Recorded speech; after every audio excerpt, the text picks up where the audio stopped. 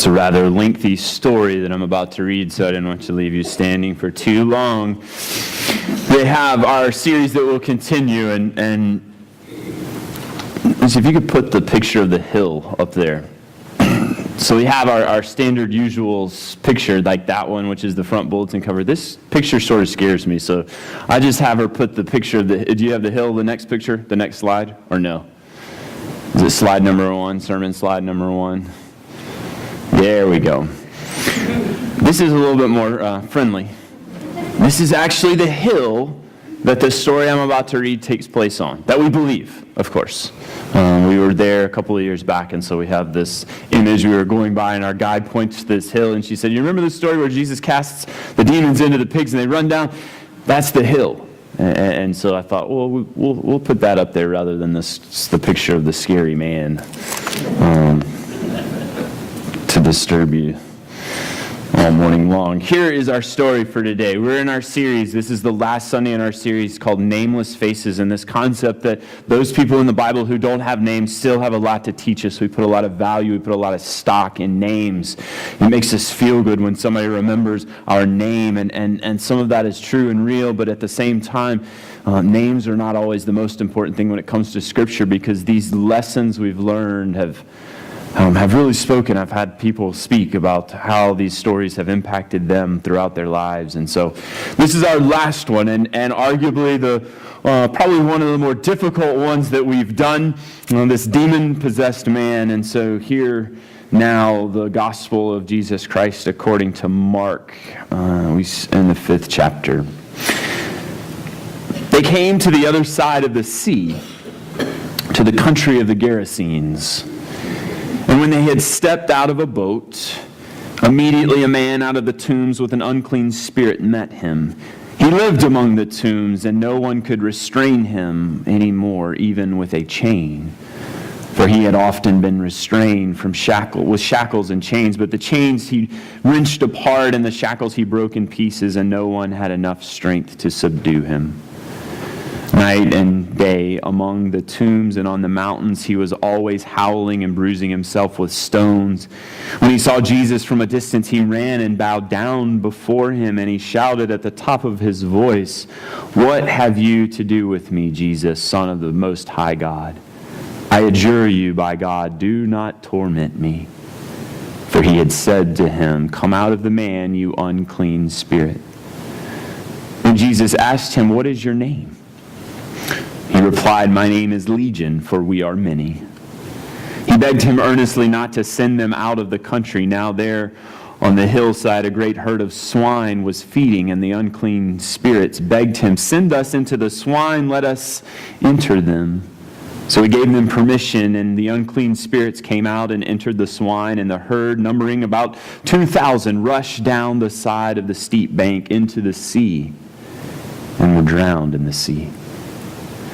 The swineherds ran off and told it in the city and in the country. They came to Jesus and saw the demoniac sitting there, clothed and in his right mind, and the very man who had had the legion, and they were afraid. Those who had seen what had happened to the demoniac and the swine reported it. Then they began to beg Jesus to leave their neighborhood. As he was getting into the boat, the man who had been possessed by demons begged him that he might be with him. But Jesus refused and said to him, "Go home to your friends and tell them how much the Lord has done for you and what mercy he has shown you." And he went away and began to proclaim in the Decapolis how much Jesus had done for him. And everyone was amazed. And God add God's blessing to the reading, to the hearing, and to the understanding of God's holy word. Thanks be to God. Amen. So Jesus crosses over into this area. He crosses the Sea of Galilee. That's what we're talking about here. And into what we believe was pagan territory. No, it wasn't pagan territory. It was the non-Jewish part that was there around the Sea of Galilee. So for the first time in Mark's gospel, Jesus is getting ready to interact with non-Jewish people, with Gentile people, with people like you and me. And who does he encounter? But a demon-possessed man. Jesus came for us too. That's the first lesson that we learn here. That yes, this Jewish son of a Jewish carpenter, born of the Hebrew faith, in that lineage of David, Jesus came for us too. A few chapters later, Mark will tell about another nameless face in the Syrophoenician woman in which she begs for mercy from Jesus. And Jesus says, no, no, no. And she continues on and begs some more. And finally, Jesus sort of gives in to this woman and yet again entered into relationship with God. Jesus came for all of us. That's the first lesson. But the second lesson, which is even more pronounced here, is that this man has already been cast out in a particular way. Jesus comes to him and he wants Jesus to cast out the demon that's within him, or the demon wants to be casted out, whatever it may be. But this man has already been cast out in a very real way. We're told that Mark informs us that the people had attempted to deal with him by means of binding him with chains, binding him using physical force to keep him at bay, relegating him to the tombs where it was naturally thought that evil resided.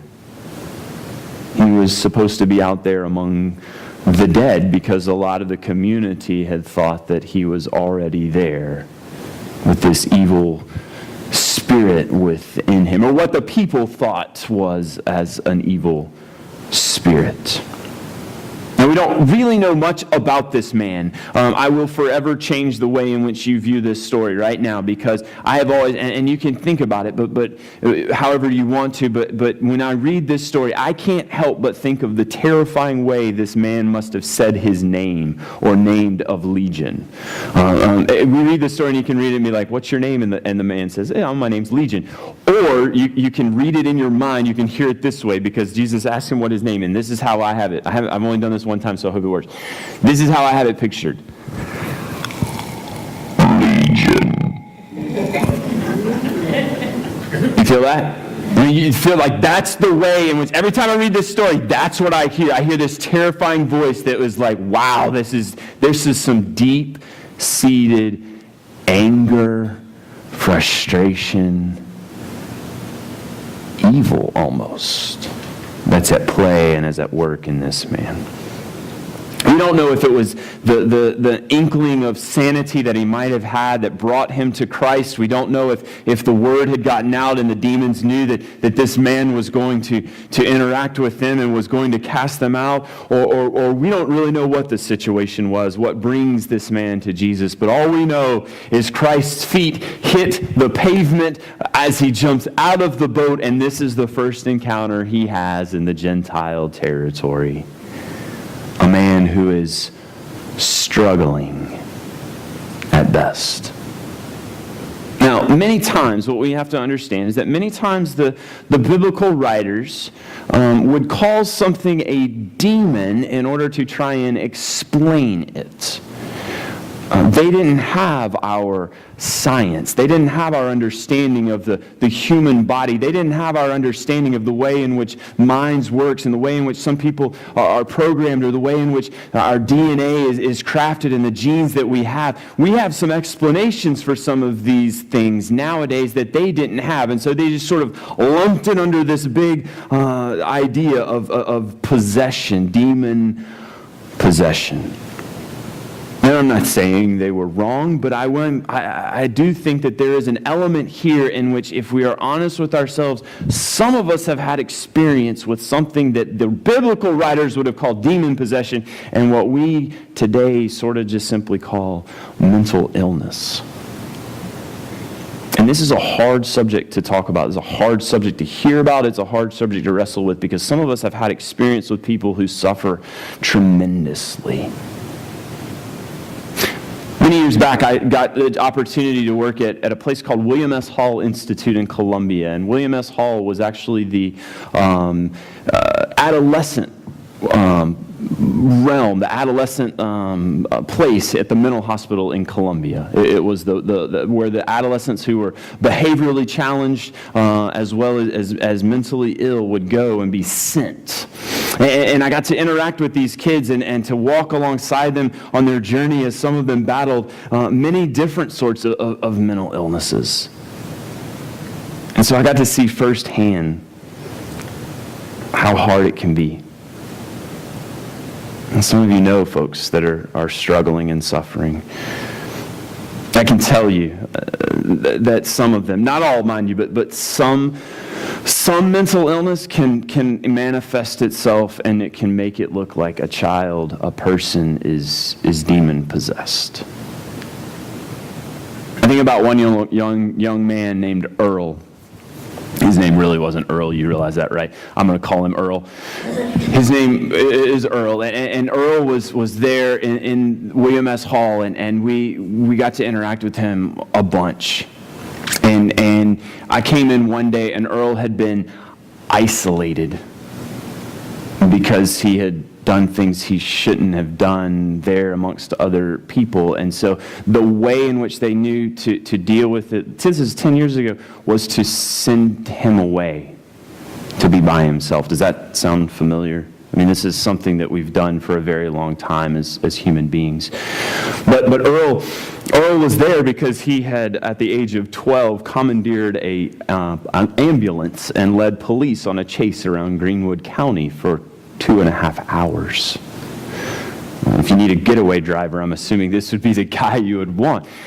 As a 12-year-old.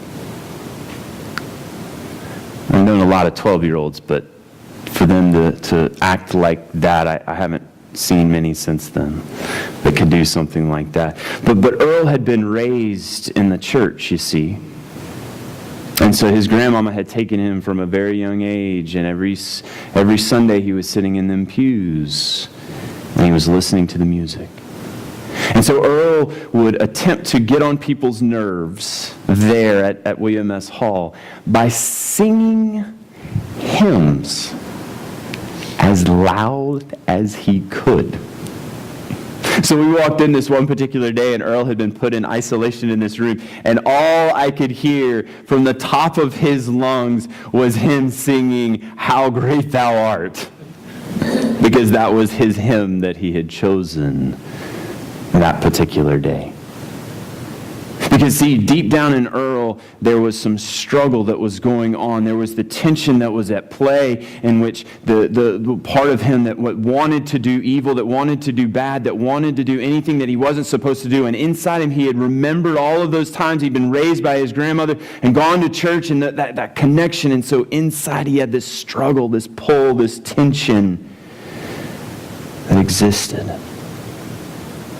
And that looks like demon possession sometimes. So here's what I learned twice. Two things, two parts that I learned while I was there. First and foremost, we have to have compassion. You have to have compassion with people who struggle.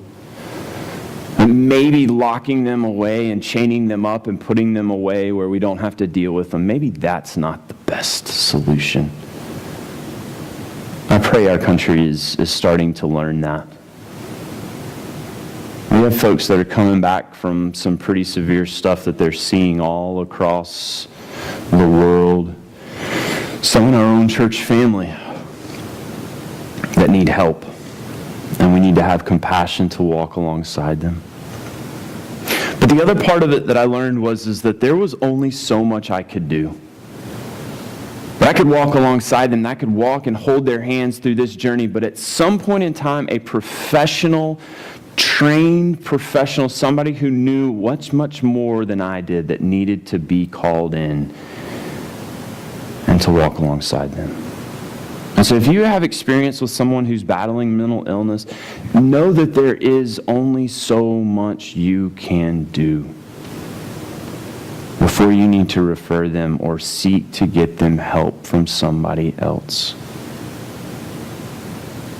We see this in our story because this guy had gone so many places, or the community had, I trust and I hope, had done all that they could do for this man. And so finally a professional shows up, and it just so happens to be the best professional that's ever walked the face of the planet, and that was Jesus. And so some people may not need Jesus, but they need a professional. Some people may need Jesus. All right, so we go back to the story real quick, and I'm aware of the time. We go back to the story. The man identifies himself, as I've already told you, in a very scary way, Legion, because there are many demons within him. Again, that's what they called him, but the many voices that are wrestling here, that are calling upon him. This, friends, had a direct connotation and directly pointing us back to Rome. For those of you who've been in the Revelation class, you know some of the discussion that we've had that John is constantly pointing us back to Rome and to the evilness that exists within Rome. I honestly think this is Mark's shot at Rome as well. Mark tells us the story. Legion appears nowhere else, but Mark is writing to an early church that is just formulating, that is struggling, that is wrestling with what does it mean to be a part of the empire, and what does it mean not to be a part of the empire, to be above and to claim Jesus as Christ and not Rome as Christ, or not the emperor as Christ. And so his audience, upon hearing the word Legion, would have immediately thought to that occupying force, that dominant power that existed in their lives, that thing that ruled over them, that made them feel powerless. Surely we can relate to this in some way.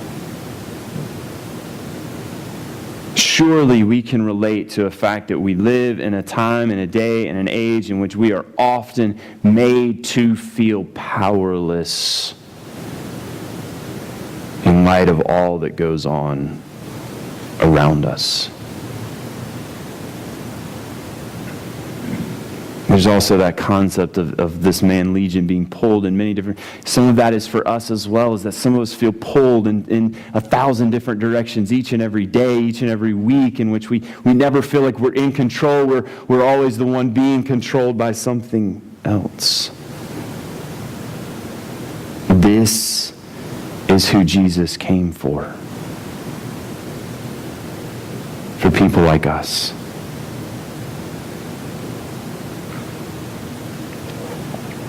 Then there's this scene with the pigs.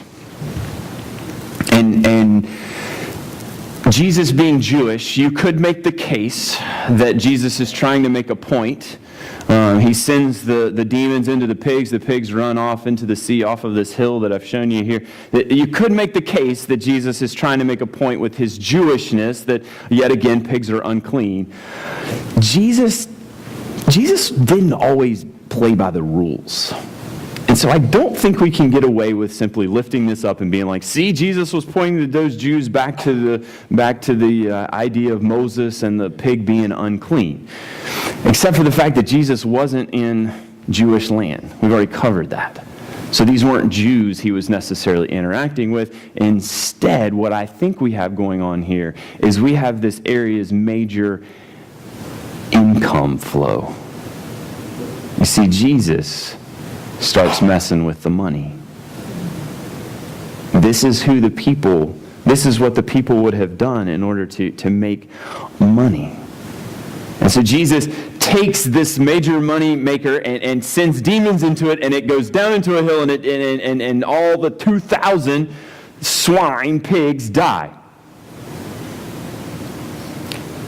This man has been freed from whatever has been plaguing him for his entire life, leading him to be ostracized from the community.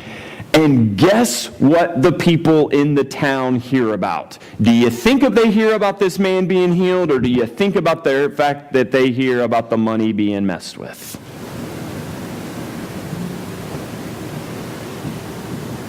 The swineherds run off, and they tell the town, guess what this man has done to the economy? Maybe they didn't say economy. They probably didn't say economy. But this man's messed with some serious revenue inflow here, right? He's messing with our money. People get upset when Jesus starts messing with money, don't they?